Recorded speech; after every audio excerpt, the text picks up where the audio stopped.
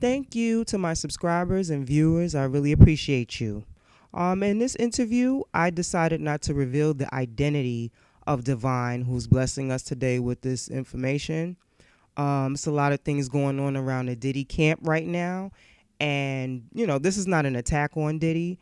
It's a story of an unknown hero. In my opinion, I view Divine as a hero, and we're gonna begin, and he's gonna explain to you what happened that night at City College, 1991. So, Divine, you want to say anything first? Thank you for allowing me to get out my story, but I don't feel I'm a hero. I don't know. It was just a regular night growing up in New York. Okay, well, you are a hero, and that's my opinion, and I'm quite sure if some others hear the story, they will agree. So, let's get into the first question. I want you to kind of set the stage for us. Like, you were with your friend Randy. You told me. Were you guys excited about the charity game? Girls you meet, you know. Well, it was something regular that, hey, weekend coming up. We're going to meet up with some more friends at the game. We've been talking about this game, the different other people that we knew were going to be there, the chance to see some celebrities. But the most thing was just to go out to have a good time, enjoy the night. And the brother that was with me, he didn't regularly run out with us like that. He just moved on my block. But, he linked up and we decided, okay, he's going to go. He's going to enjoy this. We're going to have fun. I knew his parents, and it was, it was okay by them to go. They knew he was coming with us, and we already knew we wasn't going to have no problems. Okay, and that's Randy. Your friend's name was Randy. Yes. Okay. So, when you arrived at City College, what was the mood like? What was the crowd like? Did they seem, agitated, or were they calm and mellow? Everybody smiles. Well, it was a nice night. People was just standing out there, crowds meeting up here. You saying what's up to the people you knew. You looking out for others. Everything seemed peaceful and quiet and good. It was a lot of people out there, and everybody wanted that chance to get in. Right, right. So let me ask you, did you see any security, any like college like security? I guess they would be in a uniform, or did you see like maybe the Fruit of Islam? They secure a lot of these events. To be honest, I really can't say I did. I When we go out, we just go out. It's no looking to see who security is there or what. We was going out to have a good time. Like I said, it's nothing different. If there was going to be a problem, we was all right with problems. Okay, I hear that. All right, so when you guys did y'all arrived there, you said you weren't concerned about security. Did you see any celebrities when you arrived there, you and your friend Randy? When we first got there, I can't say we seen any celebrities, but like in the wait towards the get in to the building, you started to see, faces, and I recognized one of the guys from Nice and Smooth. I can't say exactly which one it was, but one of the guys from Nice and Smooth, he came and he had some bodyguards with him, and they locked arms together and started moving towards the front door. Okay, okay. I think that's leading up to what happened. So what are we gonna let's figure out. Let's explain to the people what happened when you went to go walk inside. So now you and Randy, y'all arrived. Y'all get ready to go inside to what, purchase tickets, right? Because you had to purchase your tickets at the door. Is that right? Yes, you had to get through the door to the table up front, purchase your tickets there, and then you would have to go downstairs. Okay. So now, if you got to the desk, let us know what happened. Now you're going to purchase your ticket. So tell us what happened. Yeah, just describe that real quick. Well, actually, I never made it to the table to get the tickets. When the guy from Nice and Smooth came and his bodies locked on together to form a circle around him, they started pushing their way towards the front door. When they were doing that, all I did was turn my back. So I was back to back with one of the bodyguards, and as they moved forward, I walked backwards, and me and Randy were able to, use their force of getting in. We were like right directly behind them, so that's how we got towards the front of the door. Okay, so that's how you got in. Y'all walked on. Okay, that. I've seen that done before. I've seen people do that before. Use security to kind of help them edge toward the front. Okay, so after you did that, what was next? Well, like I said, there was a lot of people there. Once inside the door, I happened to see somebody else I knew who was a really short guy. And he looked at me and was like, help me, because he was being pushed to the side. So I put my arms around him and moved him over to the side. As he moved over to the side, he started freaking out, yo, get off me, fuck that, fuck that. And then, from that point on, it was looked at. I don't know who actually, but all I know, you heard the table, boo, and you see people start running down the stairs towards the gym. And I took that as, hey, better go for it. So I too started running down the stairs heading towards the gym. Okay, so now we're starting to get to that moment. So all of you were running down the stairs, and then something prevented y'all from continuing into the gym. If you could kind of get into that and explain to what happened. Well, I can't say exactly who it was because I don't know who it was. But on the way down the stairs, you could see, I think they had two doors at the bottom open at the time. But I could see somebody, head stuck out. I'm not sure if it was a man or female, but it was a light-skinned person with black hair, and I saw the door close. And I just figured, okay, when they open the door, at least I'll be down there up front, so I know, okay, yeah, I'm going to get in. I'll pay whatever we got to pay, and I'll be able to get in. But that door closed, and it never really dawned on me at the time. It was like you set yourself up. So now that door is shut now. And I want you to explain to us at what point or the moment that you realized that you and Randy were in you were trapped, like you were in a bad situation. When did you know this is bad? Well, at first, like I said, I didn't think anything about it. Like, oh yeah, we up front now. At least we know we gonna get in. But it's like the people just kept coming. It was no stopping them. Before you knew it, we were like at the bottom landing, close to the door, maybe a couple of steps from the door. But there were still, I say, like maybe one or two row of people from the door to where I was. And you could look back and a couple of feet from where the stairs was going up.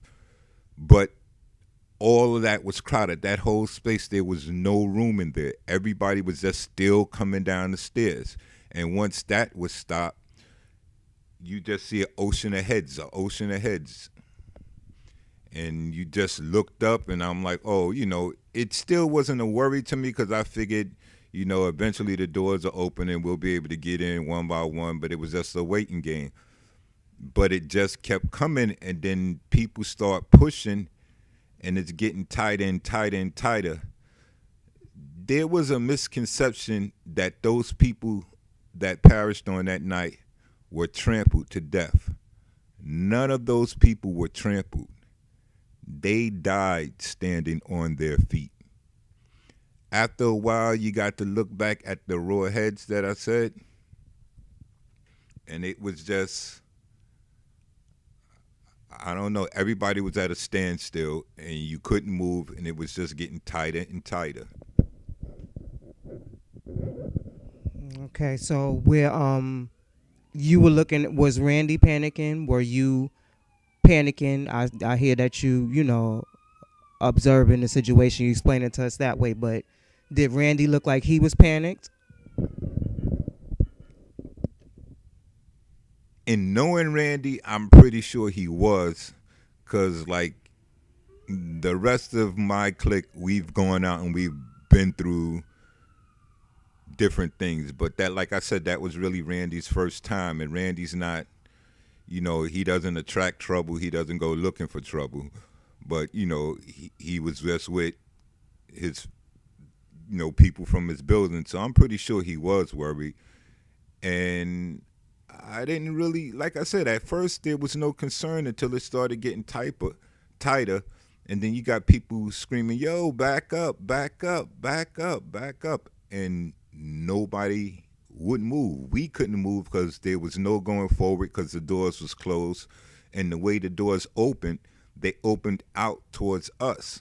But we're against the door, so there's no way, even if you were on the inside of that gym banging for that door to get open, you couldn't get it open because we were blocking the doors from opening. And the people pushing us from upstairs all the way down, there was nowhere to go. You were just stuck right there in that situation. Okay, that's awful. And we see now where he's painting a picture for you. Now you start to see how people lost their lives that night. Let me ask you: did you hear yelling and pleading, or did you hear people screaming out for help?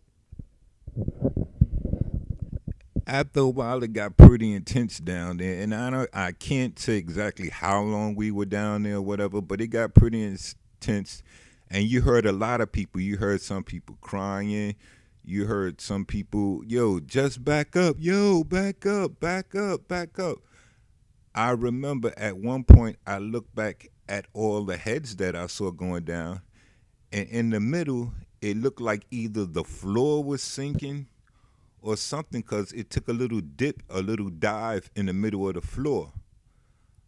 I'll never forget, I don't know who this dude was, but he was crying and he was like, yo, yo, please just back up. And he grabbed somebody's head and lifted the head up and he let it go and the head just plopped back down. And he said, yo, come on, yo, back up, back up. It's like you at the front and you yelling people to back up, and word by mouth was traveling to back up, back up, back up, but yet nobody was moving. Pressure was still being applied to the front, so you were losing,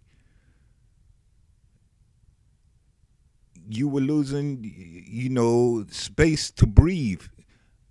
I happened to be, rather than my chest against the door and my back against the other crowd, I managed to turn sideways. And I do believe that's what possibly saved us because we were able to turn sideways. In me turning sideways, I did put my shoulder in somebody else's chest that had managed to turn around, and he looking back towards the stairs now, and I managed to put my shoulder into his chest. And after a few minutes, he started flinging his arms around like he couldn't breathe and all that.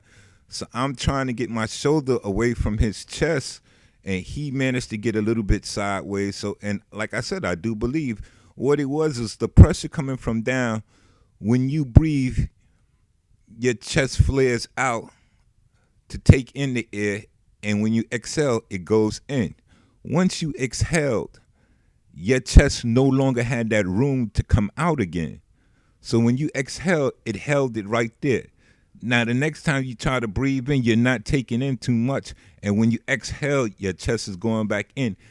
And that pressure was something else. It stopped people, and you were standing on your feet. You couldn't even go down. You were just stuck there.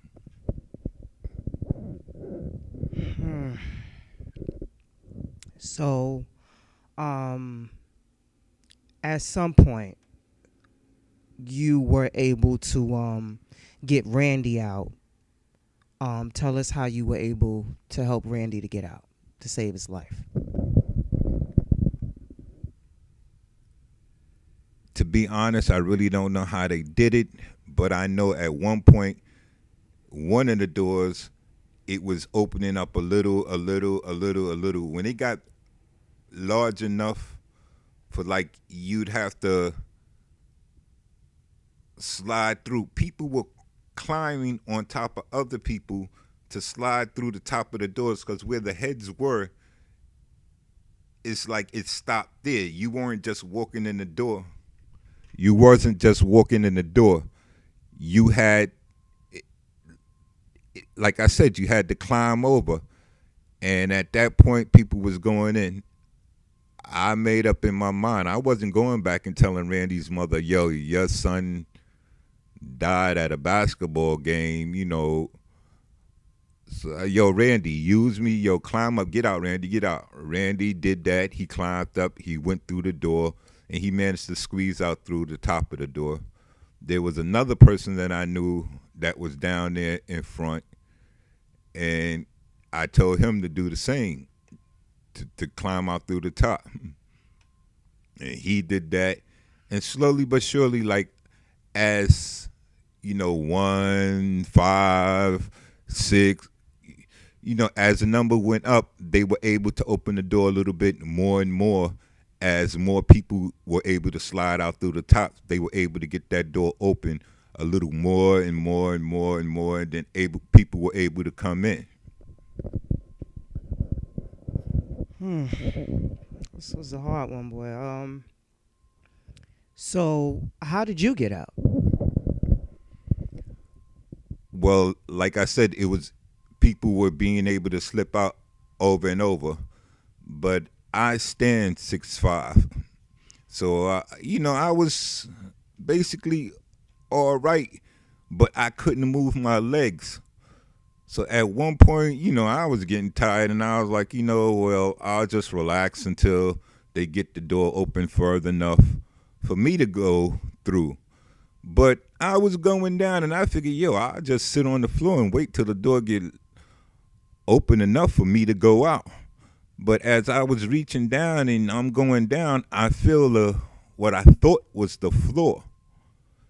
And I'm like, you know, damn, the floor is awful rough. And I looked down, and my hand was touching somebody's face. I don't know who that was, but once I realized what it was, I said, oh no, I'm not going down here. So I'm trying to get out, and I see, like, from where I was, the door was open up enough. Some Spanish guy, I don't know who he was, he grabbed my hand and was like, come on, big man, come on, come on, come on. And I'm trying to get through, but my legs was caught up. I didn't know what my legs was caught up on, but I couldn't get through. And I'm trying to pull, and he going, come on. Other people, while he's trying to pull me in and I'm close to the floor, you had other people climbing over me, you know, so they could get inside. But come to find out, my legs were tangled up with somebody that was already down on the floor. Whether he was dead or just unconscious or what, I don't know. But I was able, the Spanish guy and then some other guy came and helped, and they managed to pull me inside the gym. And I just jumped up and I started doing the same. Got to the door and started helping them pull some of the people in that we could get in. Okay, so you got out. So there were people underneath you, possibly. Well, we know 9 people passed away. Rest in peace to them, and God bless their families. Um, so there were people possibly unconscious, just laid out, and you didn't even realize that's how big the crowd was. That there was people up actually up underneath your legs. Wow. So yeah, you okay? So you told us how you got out. So you said you helped. You stuck around and you were assisting them pulling out bodies. Is that what you? Well, at the time, I didn't even know that, that they were dead. I just knew that they were unconscious and they needed help. Some of them had passed out because it was a lot more than 9 people laid out on that floor when we first pulled everybody in. Some of them were able to be revived. There was some lady in there. I know she was a nurse, so she had something to do with medical because she was running around trying to get people breathing again. And then, you had people trying to snatch her. No, no, come help this one. Come help this one. Come help this one. And you can see the frustration on her face because it's like, she was trying to help, but it wasn't too much she could do. So we was pulling them in. They had people laid out over the floor. And at one point, I even thought they were still going to go on with the game and they were still going to have the game. But we pulled in as many as we could. Me and Randy, Randy stood there. He helped somewhat, but, he was kind of nervous, I believe. And then I was like, yo, Randy, let's just get the hell out of here. We couldn't even go out the way we came in because they were still pulling people in. We went to the other side of the gym, found the side door that we weren't supposed to go out, wasn't supposed to be in that area. But my thing was now, yo, we just leaving, man. The hell with this. We just gonna get out of there. And we got outside and circled around back to where the front was. It was still a lot of people out there. I didn't even really know that nobody died inside there. I knew they were laid out on the floor or whatever. You seen, after like we was pulling in some of the people, you seen some celebs come in. And even you see them step over the people to go wherever they was going or whatever. And it's like, so like I said, I just didn't want to be there no more. And when we circle back around to the front, it's like, okay, I'm outside now. There's still a large crowd out here. And I noticed one of the poles in front of the campus, in front of the street thing, they actually bent a pole. And I'm thinking, these poles, how did they bend a pole, but then later finding out what went on and that people died, you realize the pressure was that much outside that they bent a street pole. Wow, that's an amazing story of survival and bravery, all kind of things, and the fact that you tried to help, beyond your own friend in your own life, you tried to help, and um, I believe there's some footage out there of that, but we don't, if people come across it, they come across it. We're not out to impress anybody. That's not what Brother Divine is here to do. He just wanted to give you his story, to get it off of his chest, because he's been walking around with that for years as well, and it's good to let people know what really happened from a humane perspective. So let me ask you this last question, because I know you got things to do, and I really appreciate you again. But I just want to ask you, did you ever try to reach out to anybody in Diddy camp? Because Diddy took it real hard. Like his name was like really dragged through it, and I don't know Diddy personally, what type of person he is, but knowing the truth of what happened, if you could have reached out to him, maybe you could have been some assistance. So did you try? Well, this is just my personal belief about it. And some people say, no, yo, it was his fault. It was their fault. There was a. If you really want to point the finger at who was to blame, For that, there would have to be a mirror there. I would blame us for what happened out there. If we would have conducted ourselves in a normal manner, like it was, like I said, I feel like it was our fault. If we were acting right, waited online, got tickets, didn't rush to seize an opportunity, being anxious to go into a gym to see a game and maybe possibly see celebrities and all that. But if we would have just maintained and held back, I don't believe none of those people would have died that night. But it seemed like, it's always somebody that wants to point a finger at somebody else. I don't know Diddy personally at all. You hear things on the internet, on the news about he did this, he's not this kind of a person, he's not that kind of a person. Hey, he is who he is. But for this incident, I wouldn't blame him. I blame us for that. That's who I blame for that. I blame us. That night, unfortunately, a lot of us put another tag on our toe, murderer. Not intentionally, but that's what we did, acting erratic. We went down there supposedly to enjoy ourselves, and 9 people lost their lives over a basketball game, which is not even worthy of it. When the thing first broke out and everybody was going at this and that on the news, this is always from the next day on how I felt about this. Somebody else told me, yo, you need to tell, yo, you was there, yo. They also have footage of me on the news pulling people in.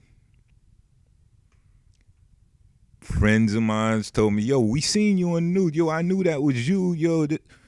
But it didn't really, I'm not out for no fame or no fortune or nothing like that.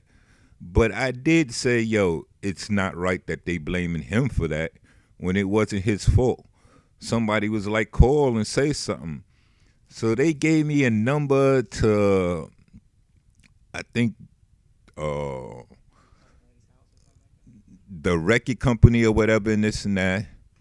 I called, the answering service came on, I left my name and a number where they can contact me and, a brief statement that I was at the game and I don't feel that it was Diddy's fault. And for any information or anything, this is who I am and contact me at this number. I never heard anything about it, so I just moved on. Hey, it's something I ain't got to carry around with me for the rest of my life. Well, I'm quite sure had they known that they had actual footage of you and that, proof that you were actually in there, they probably would have reached out to you because he sure could have used you at that time. But that was a heartfelt story. I thank you so much for sharing that with us, Brother Divine, or whatever, the hero in my book. You a hero. Thanks for sharing your story. And I'm just gonna piggyback off of what he said. It was just an inhumane situation. No sympathy, no compassion for life that night. And I agree with Brother Divine. It was 2 parties. And I'm saying the person who shut the door, who was concerned with self-preservation, is at fault. And as Brother Divine said, the crowd itself, too starstruck to care. So that's all, guys. We're going to end it on that note. I'm not going to put the footage in. If you want to, you can look for the footage yourself. And thank you, guys. Like, share, subscribe, and I'm out. I'll see you next time.